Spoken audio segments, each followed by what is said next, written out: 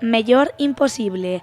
Así valorou esta mañá a concelleira Carme da Silva as festas da Peregrina, unhas festas que encheron de xente todas as prazas da cidade, en especial a de España, durante os concertos de artistas como Rosalén, Beret ou Lola Índigo.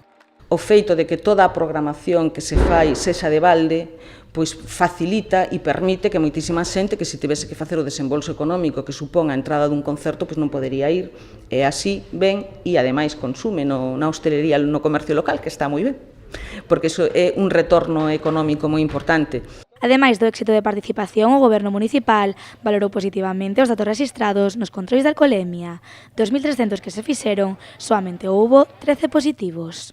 Cun resultado, a verdade, que nos pode, como sociedade, facer sentir orgullosas, porque de 1.300 controles houbo 8 positivos en alcohol, que non deberá haber ningún, obviamente, e con ese efecto disuasorio se fan, pero que de 1.300 controles de alcoholemia só houvese 8 positivos, é un dato que indica pois, a responsabilidade coa que a xente asume disfrutar das festas e conducir.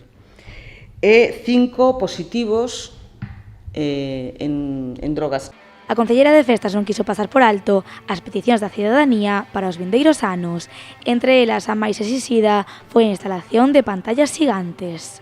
Están estudando os servizos porque hai unha dificultade técnica importante para colocar unhas pantallas que sirvan para algo. Porque se pos unhas pantallas é para garantizar que, pues, que a xente que se queda por Riestra, por Michelena, teña capacidade para ver, pero hai unha dificultade importante a hora de onde se instalan esas pantallas e como facelo. As peregrinas remataron, pero en Pontevedra continúa a programación de festas. A intención do Concello é que este xoves estea xa todo desmontado para poder comezar a montar a seguinte, a Feira Franca.